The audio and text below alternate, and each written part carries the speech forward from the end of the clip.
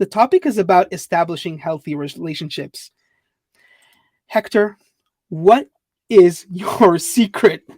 Tell me more about, you know, how, what did you do? Like, how did you know to do that? I'm just like, I need you to give me that secret. I can't tell you how much that means to me, and thank you so much for all those wonderful compliments. I really appreciate it, and it truly means the world to me because at the end of the day, I love people, and I would say one of the big things in establishing relationships, right, is truly wanting the other person that you're connecting with to be successful.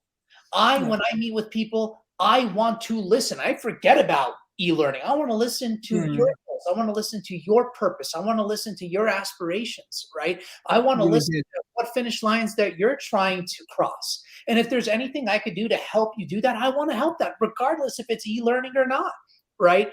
There's a Hmm. very genuine approach. All of us on this call right now, we all have our dreams, our goals, and our aspirations, right? Right. We have friends that we've developed. We have a community that we've created to help us that align with those goals, right? So the least that I can do, if you give me the most valuable thing that life has to offer, which is your time, I want to make Mm, sure that we use that time beautifully defined as let's get to know one another. I want to hear your goals and aspirations. I want to share my goals and aspirations, and I want to help you get there, and vice versa. And you know what? At the end of every call, maybe not everybody will maybe jive with the core values that you have, which is okay. And that's all right. That's yeah. part about having a relationship and being able to recognize that maybe this person or this individual or this company in a business sense may not be necessarily the best fit, but let me point them in the right direction. Let me make an introduction. Mm, Let me help them, right? Which feeds into relationships. So, really one thing, my whole entire process going into every single conversation is be genuine, truly active listening, right? oh Active yeah. listening, not going in one ear, exit, active listening, asking good, compelling questions to understand more about their business and what they're striving to do, and then seeing Mm, can help them. Going to what you said, Jeremy, about those free materials. Absolutely, I want to make sure that I'm helping out as much as I possibly can. If we have a paid engagement down the road, great. But my sole focus is I want to hear Jeremy's story, right? Because yeah. everybody has a story worth sharing, worth hearing, and I want to hear it, right? Because we're going to discover things and correlations and synergies personally, which is going to feed into the professional relationship as well, right? And at the Yeah. end of it, if I can give any sort of material, no matter what it is, for free to help you and help your business and help your team, that's amazing, right? I just made a Yeah. ripple, right? I just created a ripple effect. And that's what I want to do is I just want to help. I truly want to help. I'm not thinking about, oh, well, how is it in it for me? And me. Right. No, it's Hmm. what about Jeremy? What about, Boddock? What let me hear your story. Let me Mm, hear what you're trying to do. Share my story. We'll laugh and joke and have a great time and be vulnerable. Vulnerability creates relatability. That's another big thing about relationships, which we'll talk about. Vulnerability is I so love key, which we'll get to, but vulnerability creates relatability, which allows for genuine conversation, which can it. get you Mm, deeper, more emotional state with the friendship or relationship or prospect, whoever it may be that you're talking to. I know I said a lot there, mhm. and I just broke 1,000 plates, right? It's going all over. Yeah. But Yeah. that's it. Mhm. Being genuine, listen, Yeah. and care as much as the other person does for them achieving their goal. And I think that's one thing. When I hear somebody's goal, I care about you crossing that finish line. And Yeah. I think that's one thing that differentiates the person that's just what's in it for me, right? Let's push that Mhm. aside and focus on the we. Take the M in me and flip it upside down because it becomes a W, and that's a we. Love it. Oh, Baruch, your face. I love your face right now, Baruch. What? Where did that come from? That was like, I'm taking notes here. I learned from my very first live. I didn't have a notebook, so now every time I have a notebook, I'm taking notes, which is a little bit distracting because I'm trying to focus while trying to take notes. And I've got like these amazing points, and then you do the M and the we and the wow. I hope everybody listening right now has a Yeah. notepad or a phone or whatever and is taking notes because this. Okay, I was about to do it again. I was about to say these are chicken nuggets. These are golden nuggets. Somebody's hungry. I'm very hungry. But this is amazing. I mean, okay, just to throw some things back for those who didn't quite catch it.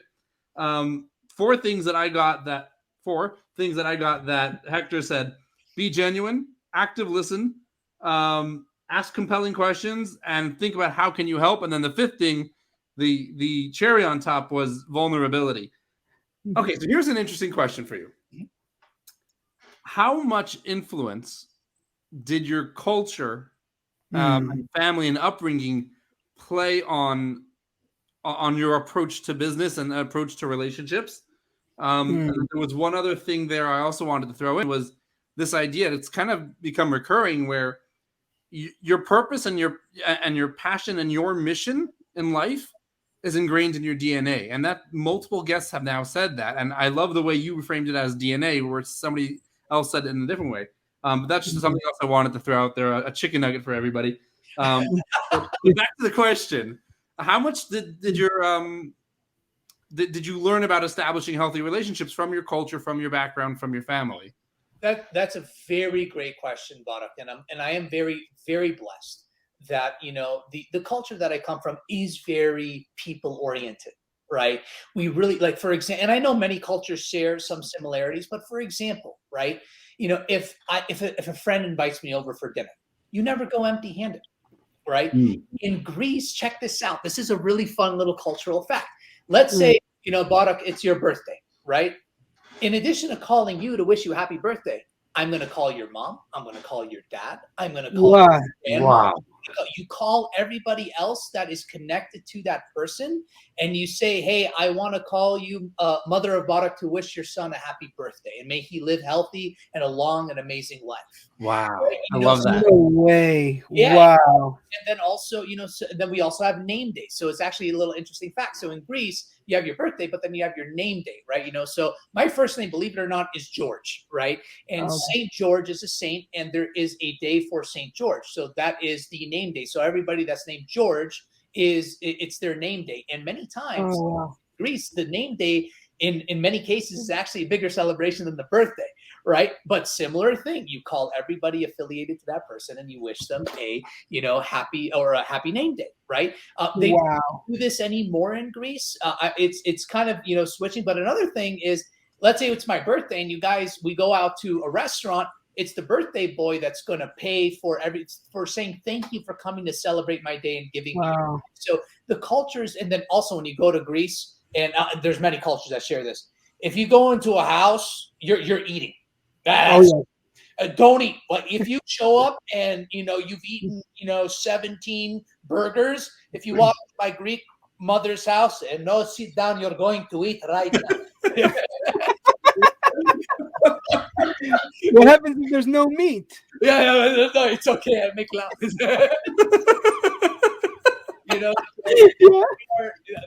So that culture is I love it.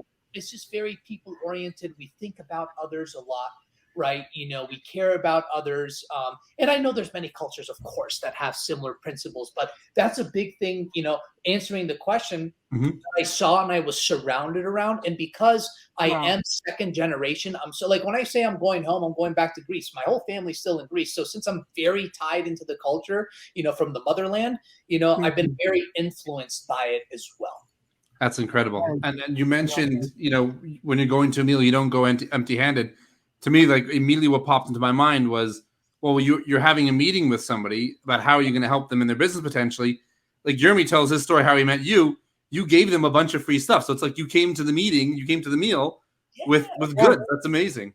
I didn't think that way, Barak. Yeah, that makes a lot of sense. That's really, and that's the thing about with a relationship. I want you all to take a second, right, and think about this. I want you to think about how many restaurants over the last, I know with COVID, maybe not as many, right, but over, let's say, the last 3 years, how many restaurants you've been to, right? Probably a lot.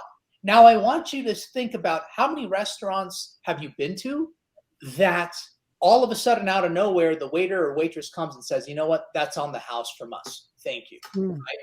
All of a sudden, that restaurant never leaves your mind. Never. It's always in your mind. And after another 3 years pass and 1,000 more restaurants pass, guess what's still going to be in your mind, Yeah. right? It's going to be the restaurant that made a conscious effort from a relationship standpoint to say, True. thank you for coming here to have a meal. Here's Wow. a dessert on us with no strings. It wasn't the meal was bad or something happened. It's just they just did that gracious giving, right? Yeah. You know, there's a great book called The Go-Giver.